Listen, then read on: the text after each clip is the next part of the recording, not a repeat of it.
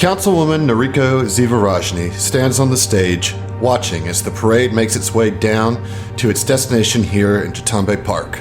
Thousands of Absalom Station citizens have gathered at the park to celebrate the defeat of the Civ Dominion and the miraculous restoration of the station's buildings.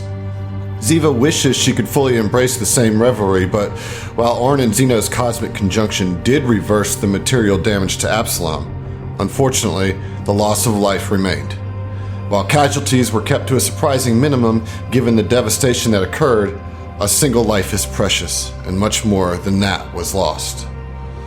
The large titanium structure in front of Ziva made this all the more raw, a monument to the fallen heroes of the Apollo Protection Agency, her friends.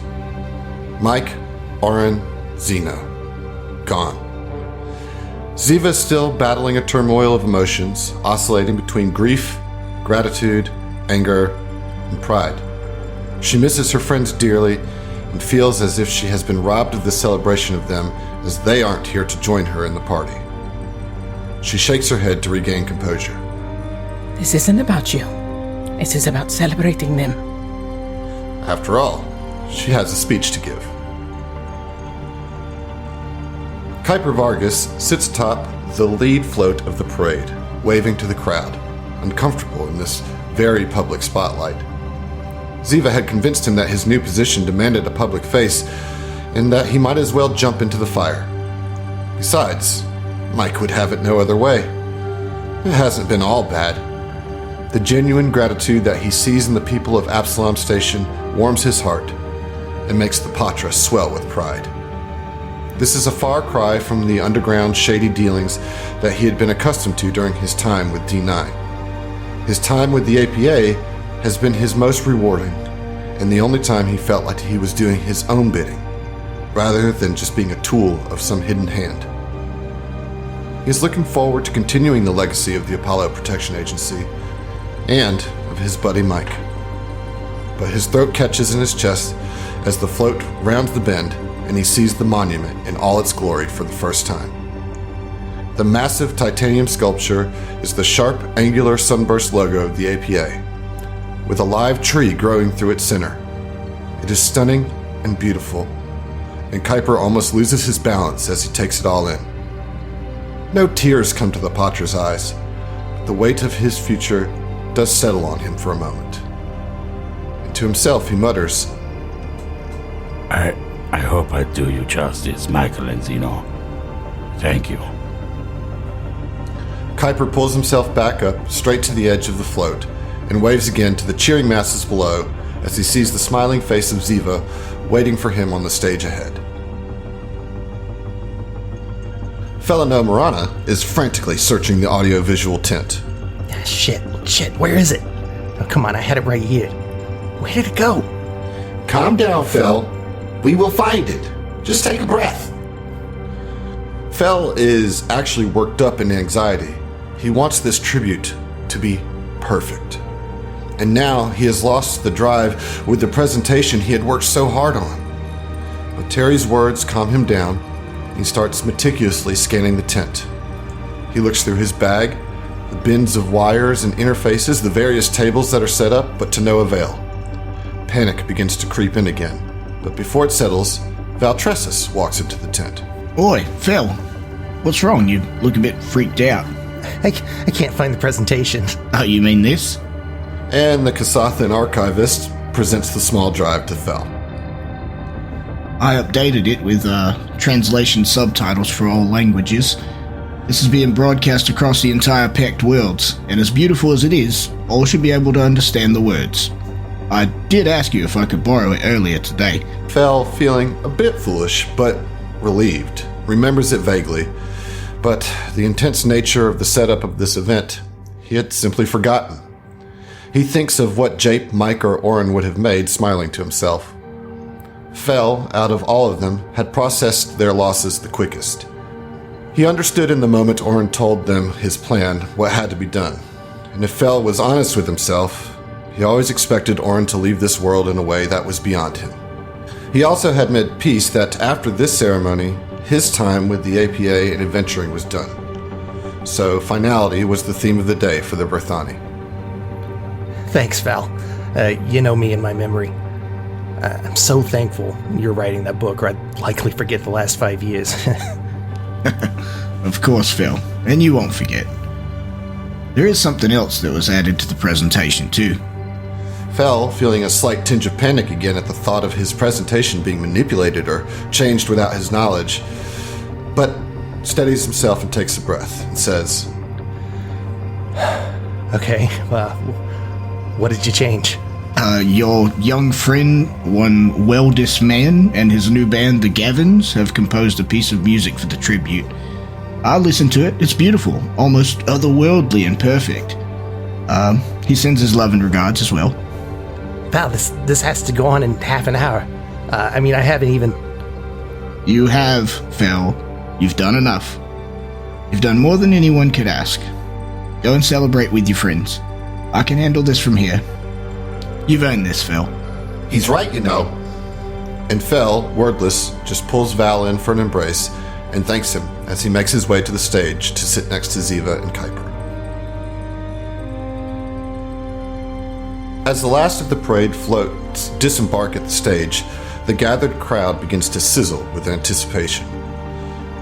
The speech coming from Councilwoman Ziva will be the first time that the events of the Cosmic Conjunction have been discussed publicly by any of the members of the APA. And though it is unlikely that the Councilwoman is going to give a play-by-play of that fateful day, any sort of speech about the fallen members of the APA fosters anticipation and curious excitement. On the stage, Ziva has the center chair behind the podium, and she's flanked by Kuiper and Felino. Etrim, Uli, Tifon Yi, and Iria are also present on the dais. After some time, Ziva stands from her chair, pats down her suit, and looks out at the crowd. A respectful silence washes through the collected citizens, and the anticipation builds as she steps up to the mic. Greetings and salutations, my fellow Absalom stationers, Pact Worlds residents, and friends. Many of you already know me, by various names and titles, no doubt. Pause here. Everybody, I'd like to do one final drop, and I want all of us to do it. Yeah. Okay. All right. You guys ready? Probably not. Yeah. We'll see. It's Time for a long introduction. Terrible. It's a long introduction.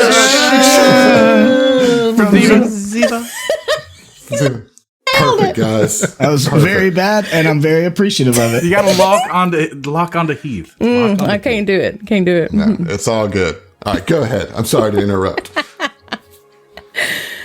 Nariko Zivarajni, Madam of the Pools of Paradise, Captain of the Epoch Tracer, Breaker of Shadows, and Councilwoman to the Pact Worlds. But today, more than any other, I ask you please, call me Ziva.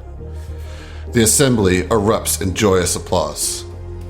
Today we are gathered here in remembrance and celebration of Absalom Station's greatest heroes and dearest friends, Oren Vance, Michael Ogamason, and Xenophanes Fife. On the massive screen behind her, 3 portraits appear. Oren with his typical sardonic smirk, Mike with his large toothy grin, and Zeno with his calm, gentle countenance. We honor the extraordinary bravery and selflessness of all of the heroes whose actions exemplified the pinnacle of Pact World courage. The devastation that was wrought by the Civ and the Ark Prime was of a magnitude previously thought unimaginable. But thanks in part to those who made the ultimate sacrifice to safeguard the lives of countless others on this station and all across the Pact Worlds, we are all still here today. In the annals of history, there are moments that stand as testament to the resilience and valor of the spirit of all sentient beings. The events that unfolded on that fateful day are etched into the fabric of our collective memory as a stark reminder of the fragility of life and the boundless depths of heroism. When disaster struck, and chaos threatened to engulf us. These individuals rose to the occasion with unwavering resolve. They faced the danger head on, displaying incredible courage in the face of insurmountable odds. Their actions were not driven by personal gain or glory, but by an innate sense of duty and a steadfast commitment to the safety and well-being of their fellow Pact Worlders. They understood the risks involved. Yet they chose to confront the danger with unyielding determination, knowing full well that their sacrifice might be the price of salvation for others.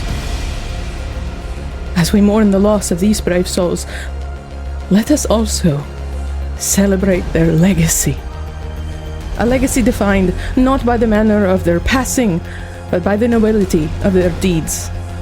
Their courage serves as a beacon of hope, reminding us that even in our darkest hours, the light of heroism shines bright, illuminating the path to a better tomorrow. Though they may no longer walk amongst us, their spirit lives on in the hearts of those they saved and in the gratitude of our community.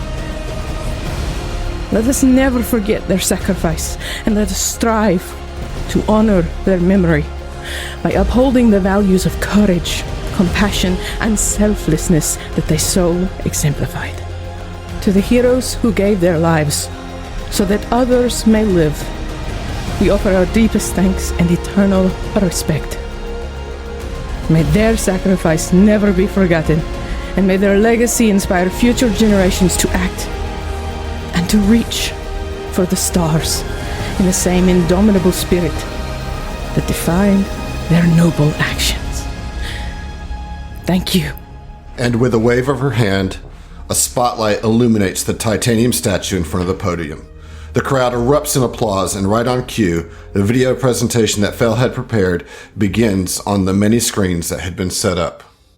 Various images taken from the APA's comm units display in a slideshow of all their favorite moments, while a beautiful and understated melody led by a violin tugs at the heartstrings of all those in attendance. Some of the various images they see are, and I want to thank all of our listeners for submitting these. So I want you guys to imagine just a big slideshow of all these different pictures. I love this. Original crew at the party of Nikondas. Mike and Ziva are dancing. Orin is talking sternly to Weldy. Fel dancing with Hobgars. There's a picture of Orin honking the ship's horn impatiently as they try to leave Nikondas. There's ship footage of Fel's heroic efforts of dragging Zeno across the surface of the Gulta prison moon. A candid shot of Fel and Halfred flirting over an iPad, sorry. No, an iPod. That's an iPod, yeah. A quick snap of Ziva as she first took hold of inevitable downfall. Mike and Zeno sharing a laugh aboard the Epic Tracer during a training session. An action shot of Mike throwing a rock at Ziva. Ziva and Fel fresh after getting their augmentations from the Glimshar pirates of Outpost Z. A censored photo of Fel getting naked. Snapshots of the crew in the Nissan Armada listening to Run the Jewels. A group photo of the gang upon arrival at New Elysium with Orin looking appropriately grumpy. After-fight promo shots from the boxing matches on Outpost Z. Frank and Martha flanking Fel, posing awkwardly at the Pools of Paradise.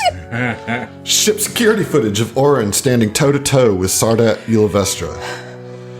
Pictures of Ziva from her celebration party upon winning the councilwoman election. Mike, Rupert, and Kuiper vacation pictures from their trip to the Vescaria and the dojo sojourn.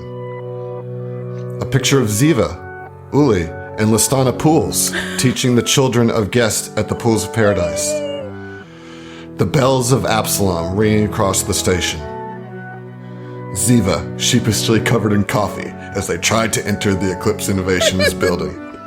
And so on, as the memories of the last 5 years celebrate this epic adventures of the Apollo Protection Agency. Oh man, and there's so many more. Like, I'm imagining all of those scenes, and then I'm like, oh man, and then what about this one? And then what about this one? 5 years of content, dudes.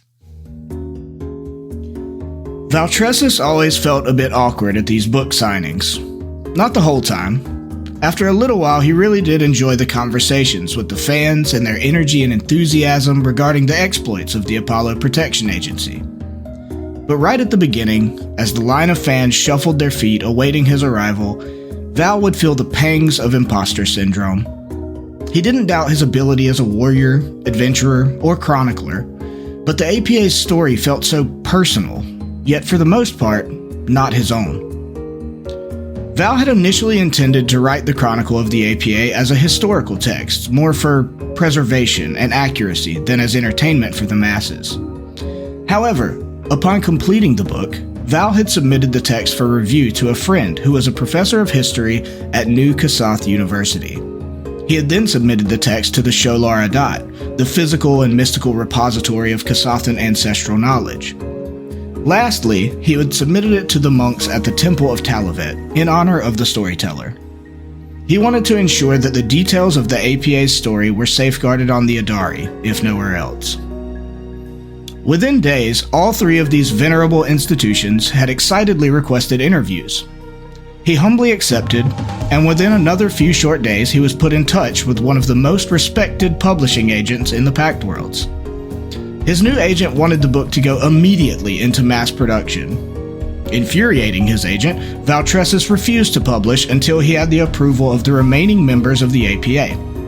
And so, he had 3 leather-bound copies of the story sent, gift-wrapped, to Councilwoman Noriko Zivarajni, Kuiper Vargas, and Felino Murano. Only after receiving the explicit approval of his friends did Valtressus allow the frenzy of production to begin. Immediately upon release, his book, Pact Worlds Guardians, The Unlikely Ascent of the Apollo Protection Agency, had flown off the shelves, both literally as a physical book and digitally through the myriad of ebook and audiobook platforms throughout the Pact Worlds. The preface, a long introduction, had made Valtressus a celebrity overnight, as well as the most successful author the Pact Worlds had seen since the Gap. This had not been part of his intention, but rather an inevitability that he viewed as part of the responsibility of telling the tale entrusted to him. Currently, Valtressus is deep into his Pact World spanning book tour. His agent wanted to capitalize on the Kasatha's sudden fame and give the people of the Pact Worlds a chance to see him and meet him. And so, Val's life for the last year had become a series of overcrowded book signings, panel appearances at conventions, guest spots on Pact World's talk shows, sparring sessions with celebrity fighters at famous dojos and arenas, and trips to notable shrines and temples to Waden and Talavet. Honestly, the fame made Valtressus uncomfortable, but he accepted it all gladly, including his now bloated schedule, because it let him spread the true story of the APA across the Pact Worlds. Despite his good intentions, Valtressus was beginning to feel burnt out. He was grateful for his success, good fortune, and for the opportunities he'd been given, and was still often struck by the absurdity of it all. But he missed the journey. He missed camping under the stars, and seeking out little-known masters of the martial arts. He missed his quest for self-perfection. He missed the thrill of discovering a new legend. Valtressus had zoned out. He was sitting at the wide wooden table in a bookshop in Asana Town, one of the bubble cities of the Burning Archipelago, with copies of his book all around him, waiting to be signed and purchased. In front of him were a line of eager, mostly Lashunta fans, waiting for their chance to meet the man who had helped Madame Ziva and the APA save the Pact Worlds. He sighed, shook off his daydream, and resigned himself to be pleasant and welcoming. Suddenly, a group of Kasatha entered the doors to the left and politely but firmly announced to the crowd, We pardon the interruption, but we have an important delivery for Valtressus Resh Elbakwan. Yes, welcome friends, what's this all about? We were told to bring this to you in person, direct from the world ship Adari. The lead Kasatha handed Valtressus a hollow module. Engraved in the lid of the hollow module was the symbol of the Doyanet, the representative council that acted as the world ship Adari's governing body. Val nodded to his agent, who quickly stepped up to the table, announcing, It's time for a quick break.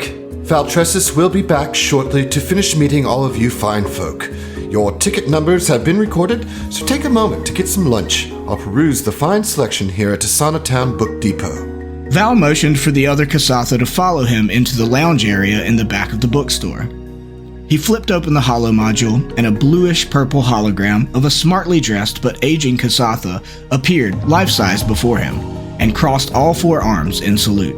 Valtressus Resh Elbakwan. I am Emma Elotok Hin Zogathu, captain of the world ship Idari.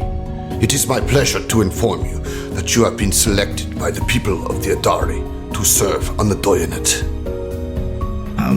Captain, I'm honored, but a bit surprised I wasn't even running. Valtressus, you know as well as I that the Kasathan people select who they will, regardless of whether one seeks the position. Your exploits and fame have brought you the respect of your people, and they have demanded that you represent them. I need not to remind you that this is a great honor. No, of course not, Captain. I'm truly honored. I'm just a bit shocked. Might I ask, what position in the Doyanet have I been selected for?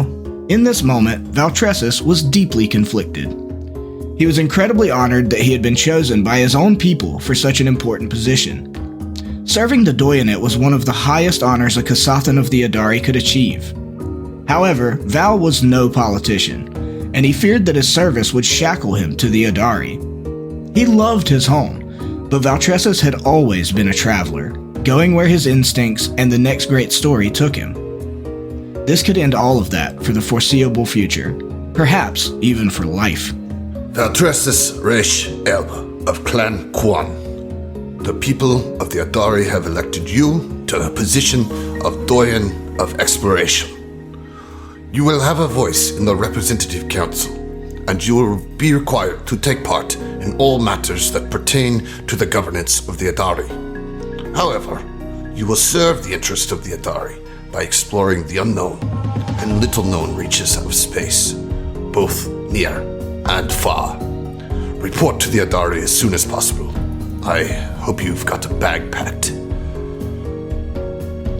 Tears of joy ran down Val's cheek as he crossed all four arms in salute.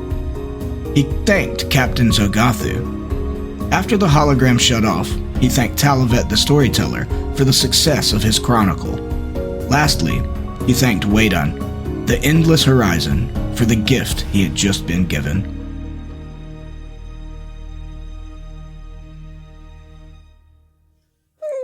All right. That's pretty satisfying. That was lovely. Yeah, That's awesome. I like that. We're appointing you to go exploring. Yeah, exactly. Pretty good wrap up for Val, I think. Yep. Yeah, I was really pleased with it. It ties all his stuff together. He can, pay homage to the traditions of his people in service of them, going and exploring awesome, crazy stuff that in my headcanon is absolutely a high level adventure off in space. Yeah. Yeah. Yeah. Right. Prestige class, yeah. Yeah. Mythic levels. All right. Felino Morana looks out from the observation window of the transport shuttle as it descends into the atmosphere of Verces. The mechanic ponders what retirement will look like for him as he sees the electric metropolis of Kuvakara swoop by below. From there, they pass the farmlands that separate the city from the skydock, and Fel's face is somewhere between a grimace and a smile. He is home, which sounds nice, but he's still at a loss as to what he is supposed to do now that his time with the APA and saving the world is done. The ship gently lands in a vacant spot on the skydock, and after the final checks and post-flight procedures are complete, the soft hiss of the hatch signifies that it's time to disembark. Felino grabs his satchel and duffel bag and makes his way off the ship, suddenly overwhelmed by the press and a crowd of people. I guess someone figured out you were coming here on this ship. Just smile, buddy. You got this.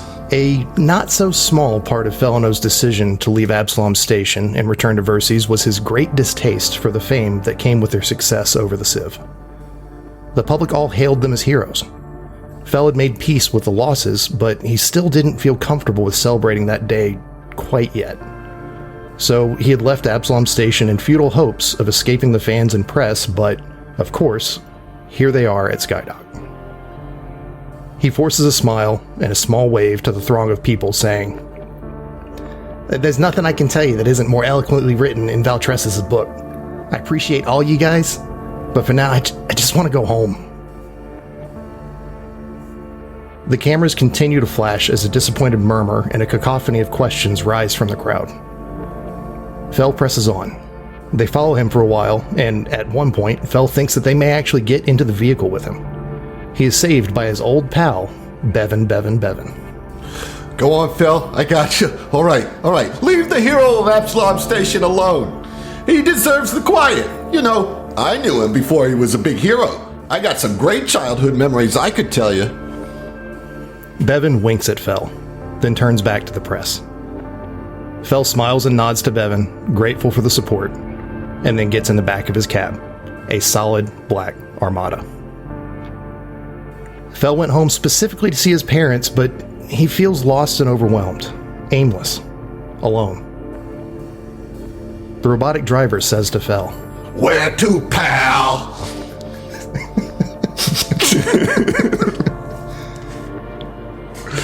For a moment, Fel slips back into his old habits. The autocab drops him off at his old watering hole, Parkwo's. It's too early for a drink, so the place is empty aside from the same robot bartender that's looking a bit worse for wear. Fel goes inside and notices just how small this place is. How insignificant. He starts to order a drink, and Terry calls him out, saying, "Come on, Fel. Let's not do this. This place is depressing." Yeah, I know. You're right. So without ordering a drink, he leaves, calling his parents like he knows that he should have when he landed. So you call, and Frank answers the phone. Hey, Fel. Oh, All right. Wait, what's Fel?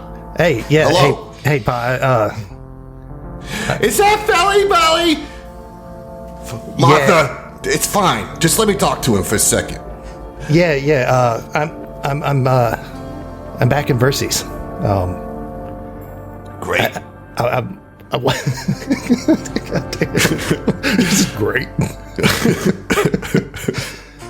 I want to see you guys. It's naturally. You want to go grab a bite to eat? Maybe catch up a little bit. Yeah, it sounds great. They opened a brand new Space Olive Garden right down the street. I'll put in some reservations, and why don't you meet us there in about an hour? Is that enough time? Yeah. That sounds perfect, Pa. I'll see both of you there. To the Olive Garden? I'm gonna put on my nice dress. Fel has dinner with his parents, Frank and Martha. He tries to explain what happened, and they say what they've heard on the news. How he helped stop some sort of genocidal AI, and how he helped save the Pact Worlds. He doesn't really know how to explain more than what they've already heard. Fel makes a mental note to get a copy of Val's book for his parents. Pa, I really don't know what to do with myself now. Like, after all this, what should I do? I mean, there's always potatoes to farm. I don't know about that, Pa. You are always so smart, Phil. What if you opened up an augmentation shop or something? And that's not a bad idea, but I don't know about running a business. It seems like so much. I don't know. Oh, you're trying to be lazy now. I think I've earned it, maybe. All right, you're right. I'm just busting your balls. Frank! That's our son you're talking to like that. Oh, he's a grown man. He'd save the universe. All right? No, so listen, son, we can't tell you what to do. We tried that a long time ago, and that didn't make things good between us. We're glad to have you home. We're glad that you did what you did. But only you can decide what you're gonna do. As soon as Frank says that, Fel notices an ad for the Reese Foundation playing on one of the vid screens in the restaurant. Martha, noticing Fell's distraction, asks, Hey, Fel, weren't you friends with that Reese guy a long time ago? Fell wonders but doesn't ask if Terry might have hacked the screen to play that specific ad. Later, Fell reaches out to the Reese Foundation and barely gets to introduce himself before they start rattling off all kinds of positions that he's qualified for. He reflects for a moment and asks Terry what he thinks he should do. Look, Fel, you already know, but if you need me, your trusted inner voice to confirm your feelings, yeah, I think this is why you came back here in the first place. Fell thinks back to Ziva's speech and decides that he wants to make sure that people are prepared in case something like he's experienced, the Aslanti, Dr. Gargant, or the Civ invasion ever happens again. What better way to do that, Fell thinks to himself, than becoming a teacher? So Fell accepts a position at the Kuvakaran School for Magic and Science in the School of Scientific Arts as a professor, teaching practical engineering as well as computer manipulation and mastery.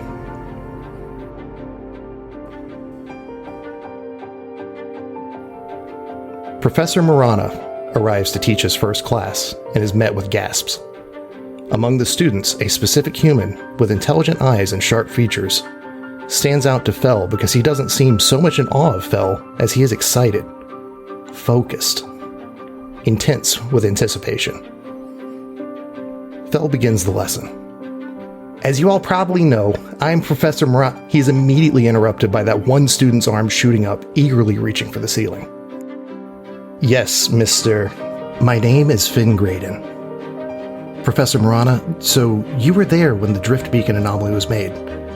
If you're willing, would you tell us how it was formed? I heard there was some kind of superintelligence involved. The class murmurs for a bit with excitement, as this is obviously a subject they were all eager to hear about. One student says, I heard Ibra showed themselves to the APA. While another states, Well, I was told that the anomaly is from the Shadow Plane because APA is in league with people from there. Shouts erupt back and forth as all of the rumors of that fateful day churn into a froth. Fell sees the young man, who is still maintaining eye contact, looking a little discomforted, yet pleased at the ruckus that his question had created. Fell raises his hands and says, Hey, quiet down, quiet, please. I see there's a lot of misinformation being thrown around. I also see that we won't make any progress in this class until I speak about it. So yes, Mr. Graydon, I will answer your question. Fell pauses, collects himself, and surveys the class. Though I am afraid that this is a very long story without much of a satisfying answer, logically speaking. There was a superintelligence involved, yes, but he was once a close friend of mine. There is another who we all owe our gratitude to. I won't be able to answer everything definitively, but I'll clarify what I can. First, though, what do you all know about quantum time distortion, planar bleeding, and cosmic conjunctions? All right. Nice. Yeah. Well, I guess I those know that about do those. teach, you know. Or those that did teach. That done did, son. Did and then some.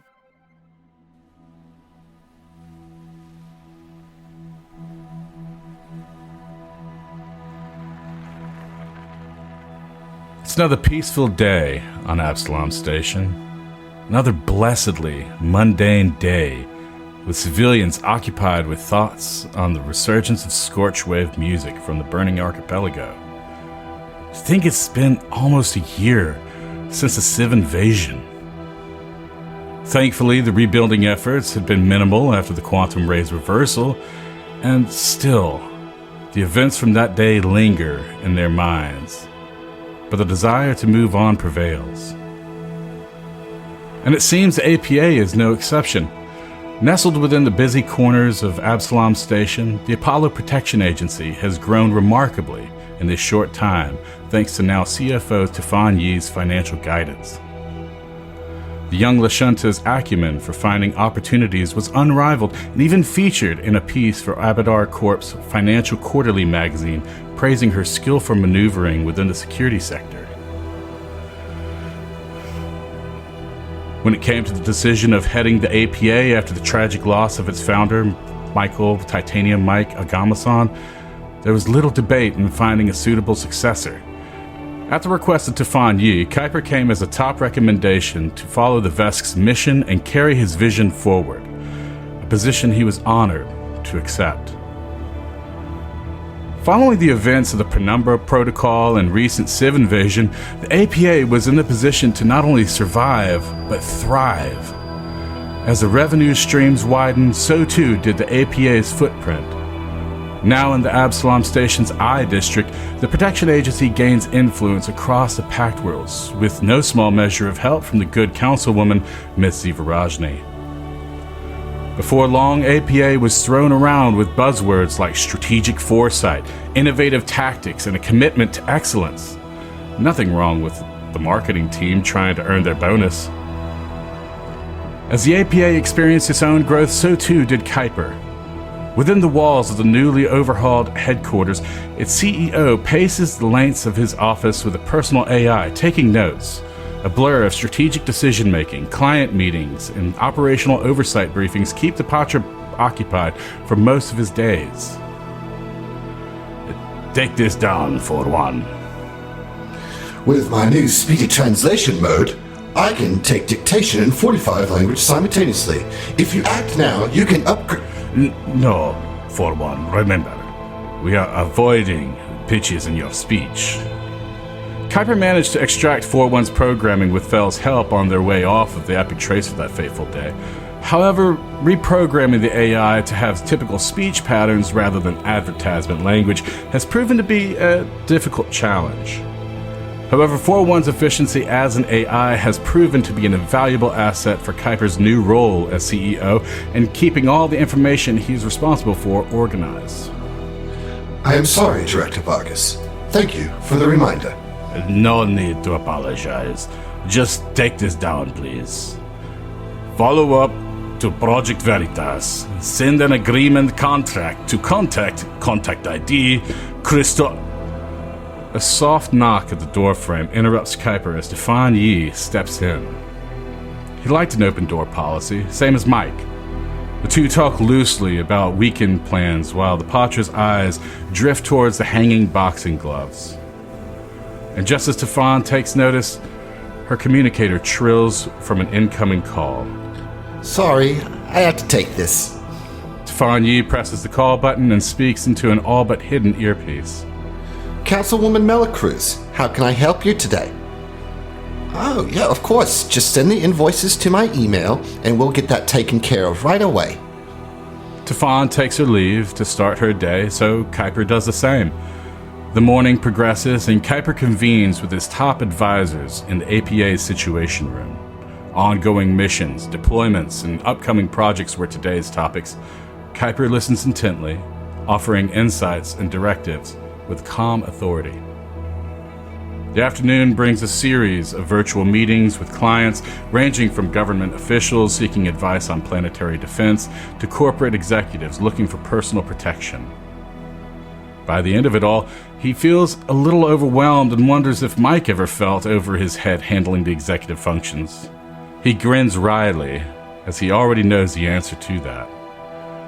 That old Vest probably couldn't leave Absalom Station fast enough to go pick a fight.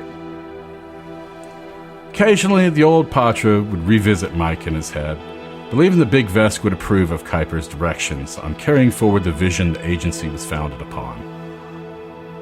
Meanwhile, the station continues its orbit around the sun, casting a burning backdrop that silhouettes the Patra and the cityscape. In the quiet of the moment, his thoughts drift to days with the crew. Of course he'd be thinking about them now. It's Mike's birthday. He'd need to visit Jatimbe Park before nightfall. Kuiper steps out, makes his way to the promenade as late afternoon casts long embers down across the I District. Surfaces adopt orange hues and black shadows, bringing the titanium monument forward into frame. At the foot of the monument, Kuiper places a single Dashko tooth, lights a cigarillo, and stands quietly, soaking in the moment. His eyes soften behind the smoke as he recollects his time on the Epic Tracer, and eventually breaks his silence.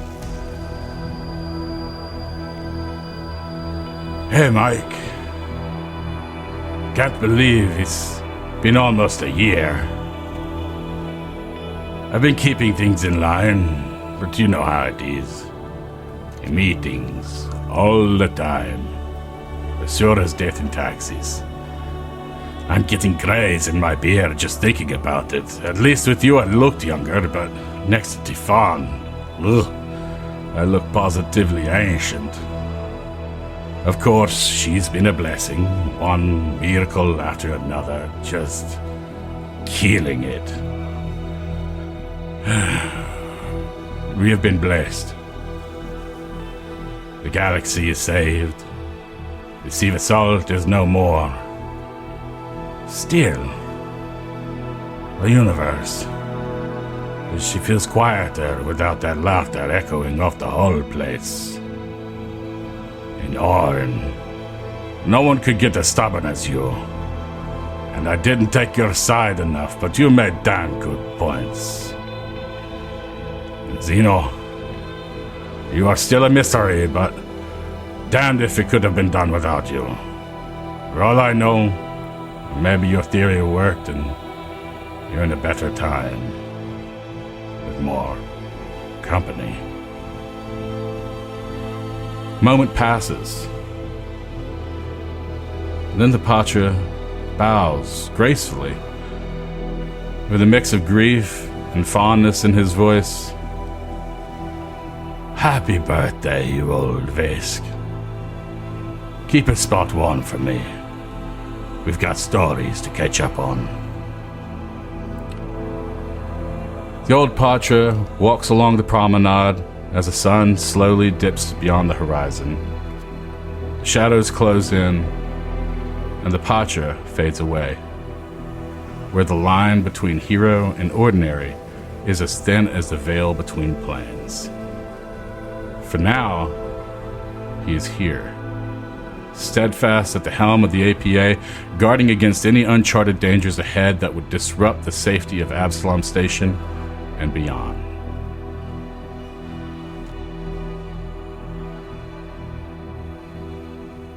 I know you're a cat, but what a good boy. Good boys. That's a good boy.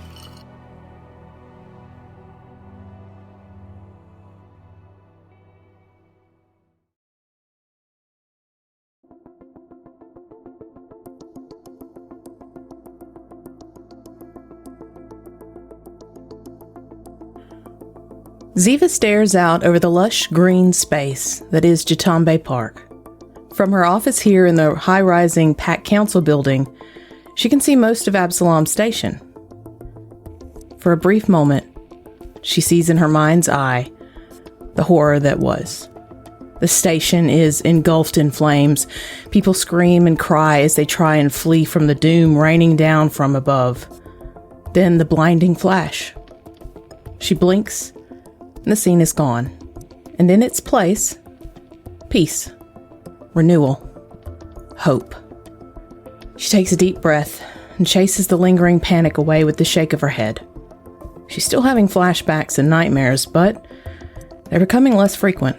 That seems to be the sentiment for many of the Pact World residents she's spoken with over the last few months. We've all had time to mourn and to somewhat reclaim our peace. Now it's time to grow something new and beautiful from the seeds of sacrifice that were sown by so many brave individuals. Her musing is interrupted by the door softly sliding open. Quartz, Ziva's personal assistant, enters the room with a large tray of glasses and water pitcher. Councillor Rajni, the other members of the Pack Council should be here any minute. Is there anything else I can get for you? The iridescent glow of their crystalline circuitry casts an almost ethereal shimmer around their angular features. And for a moment, Ziva's reminded of another soft-spoken android. She smiles at the memory of Zeno and looks at her friend and colleague. Of course, I've told you too many times to count now. Please, call me Ziva. They share a small chuckle at the joke as the first guests arrive. The rest of the council members and their retinue arrive and settle into around the table. With the usual pleasantries and greetings out of the way, Ziva directs the conversation to the changes she hopes to put in place. To begin, she speaks with Milgan Navaris Kachal Andar, the Kasathan representative of Adari. First things first, have we been able to learn anything yet of the new beacon? She can't help but look upwards towards the unknowable anomaly just outside Absalom space, but then she forces her gaze back to her fellow counselors, focusing in particularly on the Kasathan representative. Andar, I believe in the last report you mentioned getting a team in place. How goes it? We have had our research team attempting to break through the force field, but to no avail. The Church of Triune continues to press us as they feel they should have exclusive access to the beacon. But thus far, our team has been able to keep them at bay. I fear they eventually will not take no for an answer. But for now, they are not pushing the line. I see. Well, we will continue to offer up any assistance we can aid in understanding it. Now then, let us shift our attention from the unknown to what we do know, the Vantrids and the Akliths. Ziva turns to Uso, the Vantrid delegate. Uso, how are the Vantrid adjusting to the news of their recently uncovered origins? Well, our climate has returned to stable levels, so that has been nice. The unending cycle trust has been a success thus far, as our Abadar Corp partners have made it possible for us to study and extract technology from the world seed. But it will be some time before we fully comprehend the quantum core and grapple with our origins. HIB is on its way to stability and greatness, I'm sure. We plan to host our first Pact Worlds Invitational at our racetracks and hope that all denizens of Pact Worlds will enjoy the festivities as we introduce ourselves proper to the Pact. I am so very glad to hear it. I, for one, will be there with bells on. The councilwoman moves her eyes to meet Lynn Camulin, Director General of the Stewards. And the Akliths? Have we been able to make contact with Cathlo? How is the rebuilding of their world going? They are still in the earliest stages of settlement, but I am pleased to report that Calicor's magic has provided a beautiful, thriving planet for Aklith's rebirth. It really is a marvel. But given the distance that Lathath is, I imagine reports and rebuilding will be a long process. Likely generations before the civilization is even close to its former size, or to even being able to classify it as a civilization. Now, it is just Cathlo's garden, and we are supplying tech and supplies. Very good. Undoubtedly, the process, as you say, will take a long time, but the sheer existence of such an occurrence is still so mind-boggling. Even when all seems lost, there is still hope. She glances up again at the anomaly, and a bittersweet smile settles on her face. Now, I would like to share with you all a project that is very near and dear to me. We have all been through so much in such a very short amount of time. We are all still picking up the pieces of our lives, and some of us will never regain what we lost. There's a hitch in her breath, and her eyes start to mist over. The loss still catches her off guard periodically. Last week, she was shopping in an antique store where she saw a physical book, and for a moment she thought, oh, Orin liked like this, and then she remembered. when she sees the potted cactus in her personal quarters and smiles. And then she remembers. And every time she hears a bell ring, she remembers. She clears her throat and continues with her presentation. Yes, we have lost much, and we cannot let those losses be in vain. But we still have so much. So many of our people stepped up to help during the attack. That kind of selfless attitude should not go unrewarded. And so, in remembrance of our greatest heroes and in anticipation for the future greatness of our amazing constituents, I present you with the Titanium Mike Champion of Absalom Station Award, a scholarship program for lower-income students studying anywhere within the Pact Worlds. The main criteria for application is an essay writing competition where the students will describe how their training or degree will allow them to best help people. Because anyone who dedicates themselves to the betterment of the Pact Worlds, whatever their field may be, is a champion. The council applauds, and after the budgetary aspects are discussed and the scholarship is approved with a unanimous vote. After a few more issues and points are addressed, the meeting is called to an end. After all the other delegates have gone, Ziva is about to leave, but first calls over her shoulder to Quartz. I'm going to check in at the pools. Did you need anything while I'm out? The android chuckles and shakes their head. No, Counselor. Just tell the rest of the family I said hi. She laughs a bit at herself as she leaves the room. She's gotten much better, but it's still hard for her to not always be the person helping others. She smiles as she steps into the marble foyer of the pools and grins larger as the smells of salt water, essential oils, and imported Castrovillian flowers lingers in the air around her.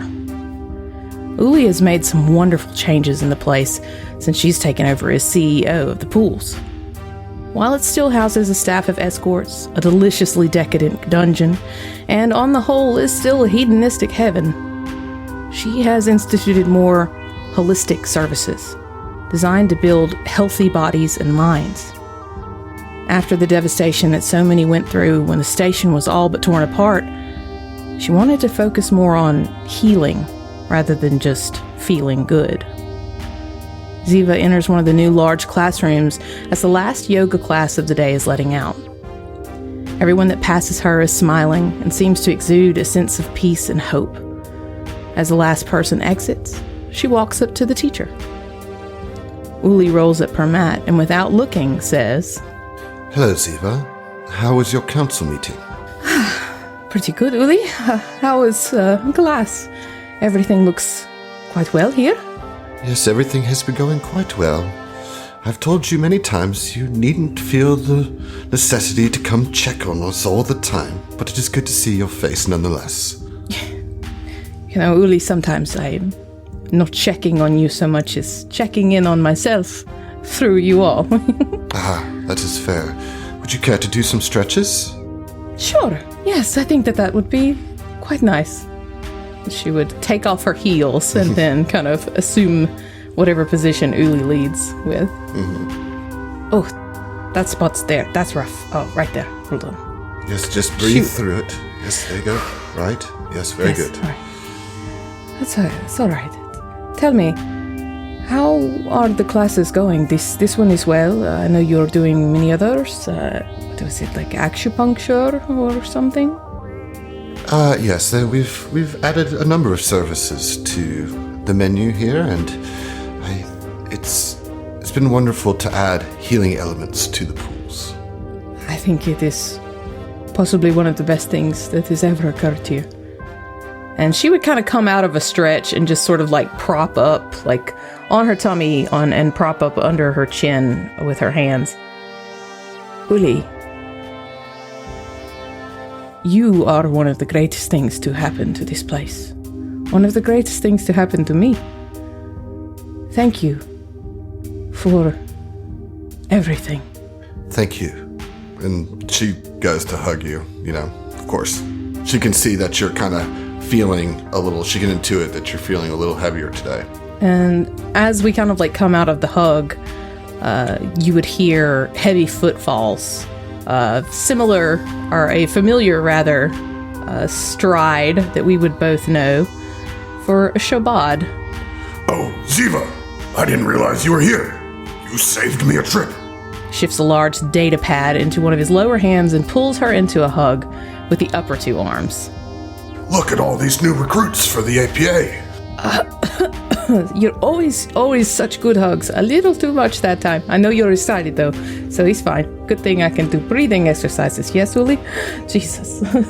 Yes, I'm glad that both of you are here, actually. And he seems a little nervous. It's like I wanted to talk to both of you, and He seems kind of confused whether or not he should be directing this towards Uli or towards Ziva.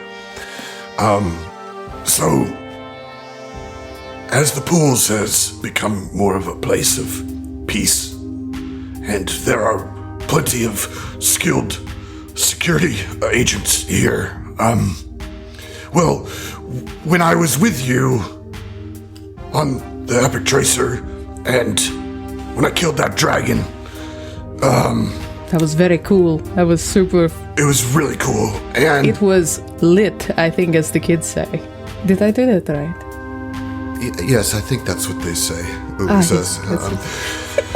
listen, Uli, Ziva, I can never thank you enough for what you provided me here at the pools, but I have a calling since that experience. And, well, I think that I would like to go join the APA full time. I think that's wonderful. As you say, and she would kind of reference around to the very zen nature of the pools nowadays. I think your talents are, will not say being wasted, but certainly not being used to their full potential. And you are right, you do have a calling. And Uli kind of gives you a side eye, and she says, as your boss and your mother, surrogate as it might be, of course, Etram, I could see no better course for you. We will be fine. Thank you. Thank you both so much. This was not exactly what I expected today, but I will tell you, it's exactly what I needed. Thank you, both. I am so happy that both of you have figured out, have found your peace, found your calling. I'm so happy that I can be here with you as you experience it. I love you both. You know this, yes? Of course. Yes. And she would just kind of grab Uli and underneath her arms and scoop in by Etram and do the most interesting body size differential hug that's ever been hugged. But they make it work. They do. It's really sweet. After the much needed conversations with her dear friends, she feels more at peace than she has in days. Stepping out onto the bustling streets of Absalom Station, she looks around at the myriad people. Every one of them is living a life of their own, telling a story of their own. And each one of those stories is now overlapped with the person next to them. We have all suffered. We have all grieved. And we will all grow together. She looks up once more at the new beacon pulsing steadily in the sky. No matter what, we will be ready. We have all been through so much, and no matter what you or any other person, creature, entity, or otherwise may throw at us, we will be ready. Because we are all in this together.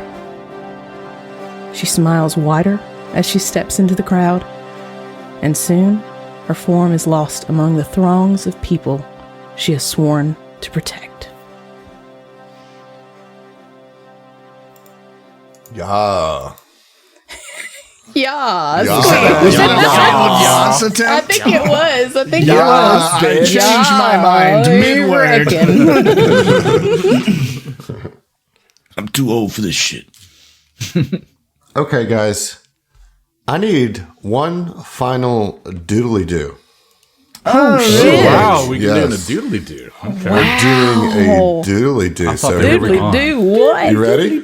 Oh, yeah. Zach's priming us.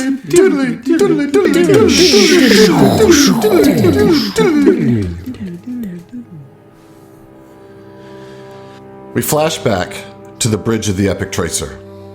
Orin and Zeno watch as Ziva teleports Kuiper, Fel, Val, and Etrim back to Absalom Station.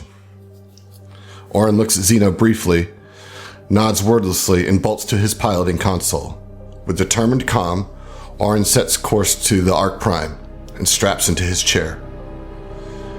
Zeno appears next to him in the science officer's chair, though more as a symbol of support than of any functional purpose. For as the Epic Tracer enters into the field of the quantum ray, Zeno's image begins to flicker, then scramble, a digital mishmash of all his former shapes and selves. Random utterances from Zeno's past accompany the glitch, but none of it translates into any logic for Orin. He will have to do this alone. Orin looks through the bay window of the bridge directly into the pulsing, sickly blue light that is the quantum ray.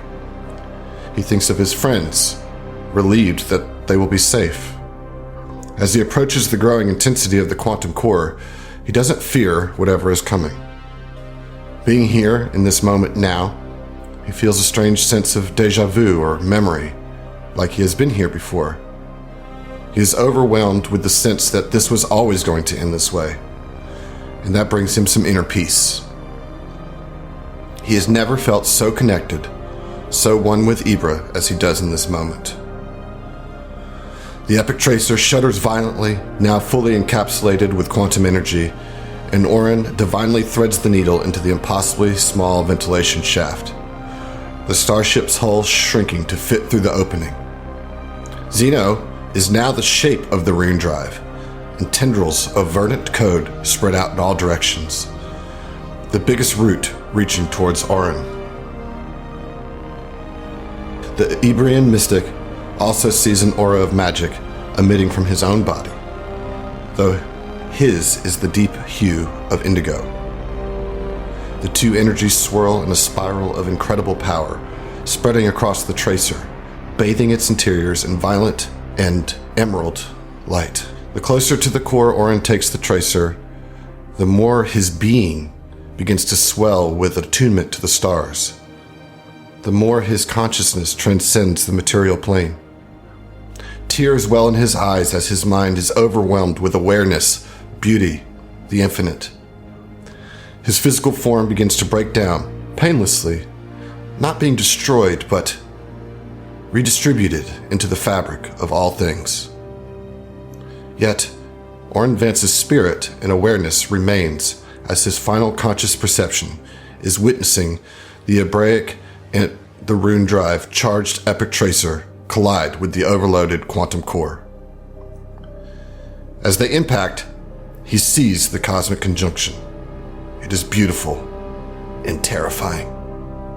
At this moment, all moments exist for Orin.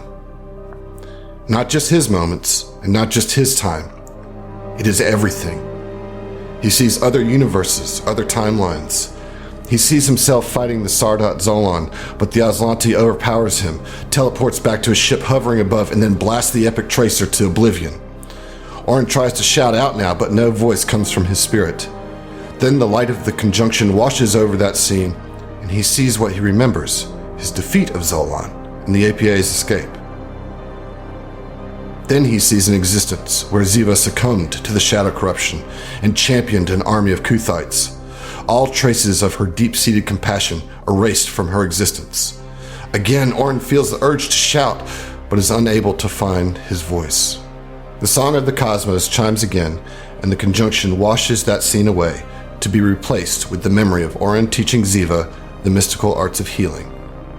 And his soul is filled with joy and pride.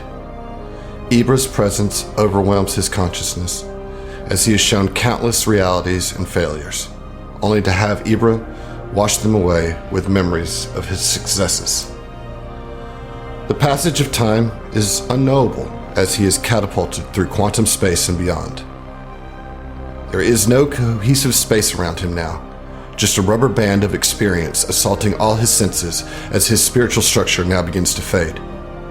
In his final conscious moment, as the cosmic conjunction reaches its zenith of space-time implosion, Orin sees Xeno 5's smiling face as he says, "We did it."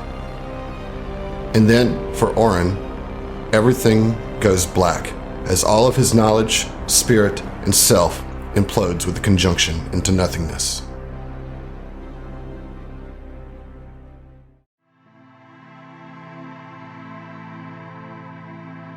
Orin's eyes flutter open, but his vision is blurry.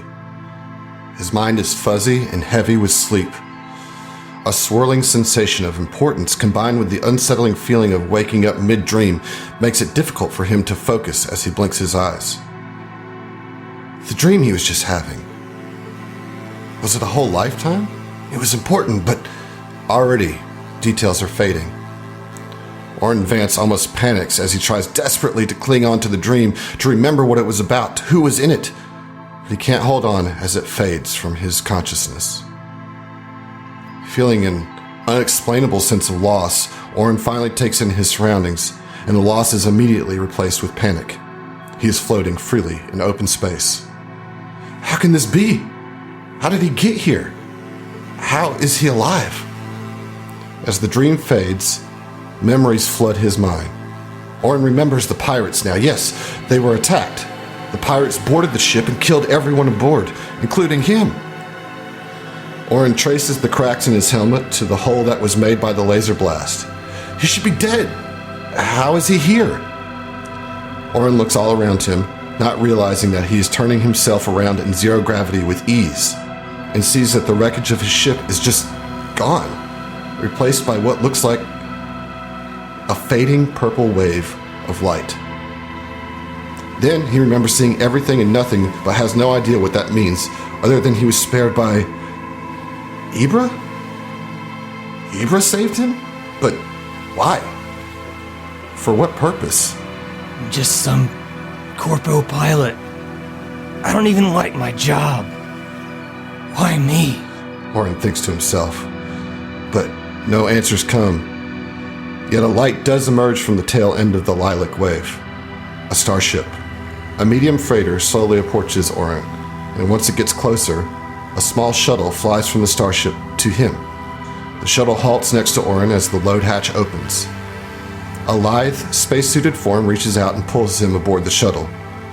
The door closes behind them.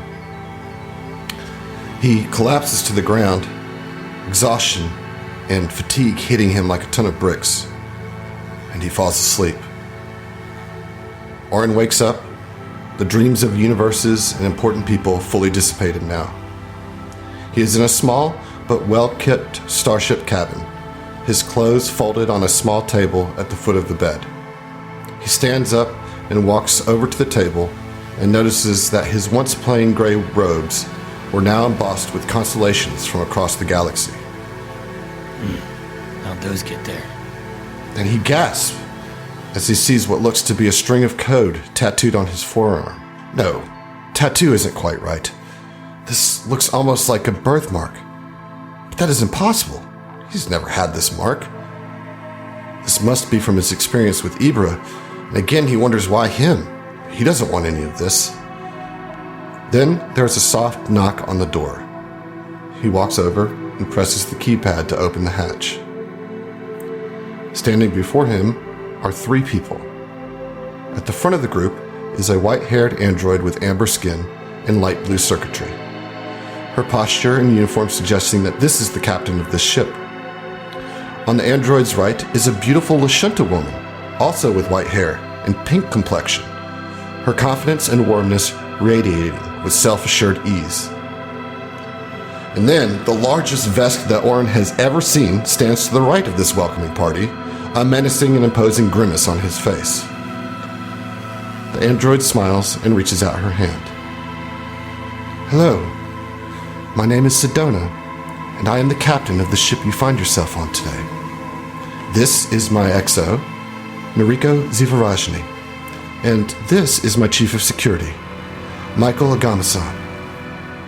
Welcome to our ship, and we mean you no ill will. We found you floating adrift in space, somehow alive. I am sure that Dr. Vargas will have many questions for you, but for now, we can let that wait. I'm sure you are hungry. We'd actually been planning a bit of a celebration meal for our engineering team, as they have made huge strides in our drift engine research. We would love for you to join us, if you feel up to it. I'll take that as a yes. The android then speaks into her comm unit. Rupert, Felino, it looks like we have another guest for the feast.